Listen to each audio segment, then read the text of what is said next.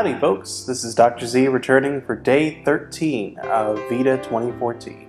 Today and every video after this I'll make it a little bit shorter so it's a little more bite-sized for people. Not two stories in one, but rather one story that kind of highlights what I want to talk about for the day. There's only 2 more days left for the story of the day, and everything else is just going to be short blips about what pharmacies like and what is the perspective of pharmacists. So if you have any questions about that, just let me know.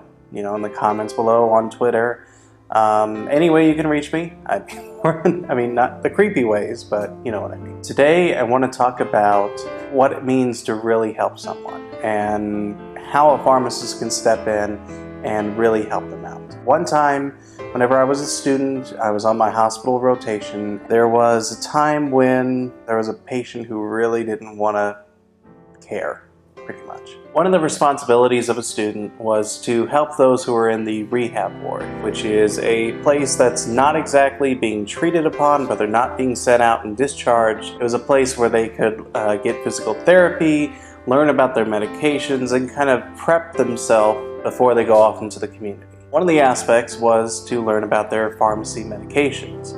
To do that, the pharmacy student went out and said, okay, here are your medications. Do you know what they're for? How to take them? There was this one patient. He was an older gentleman. He was an older man. I had heard from a couple of nurses that he was a repeat rehab person. He would go home, he would not know how to take his medications, take something wrong, and then boom, he was back into the hospital. So it would really help them if I could really help him. Apparently none of the students before me could do it, and it's like, okay, whatever.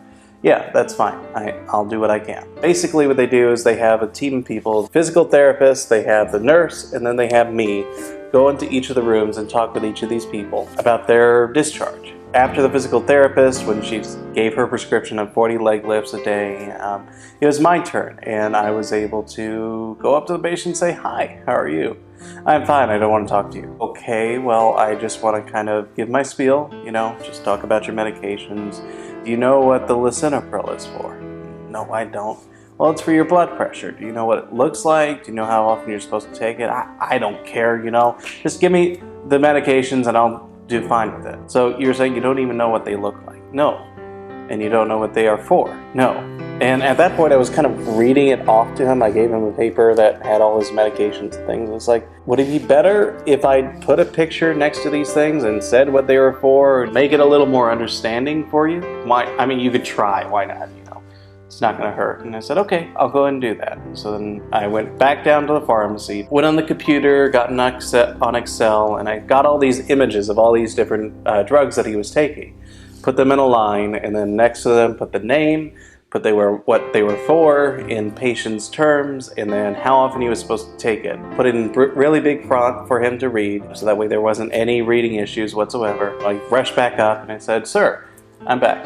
Oh, it's you again. Yeah, it's me again. So I got the paper for you. Oh, okay. And then I said, does this pill look familiar? Yeah, it's the little white pill. I said, yeah, exactly. That one is for your blood pressure. You'll take this once a day. Oh, okay. And so you know what blood pressure is? Yes, I know. It's the thing that gets my heart pumping. Yeah, pretty much. And then this blue pill. Blue pill. I remember that. I said, yeah, that's for your thyroid. You'll take that also once a day, but only in the morning. Why the morning? Because you don't want to take it with food, because then it decreases the absorption and turns your thyroid into haywire. Oh, I didn't know that. I've been taking it with my lunch.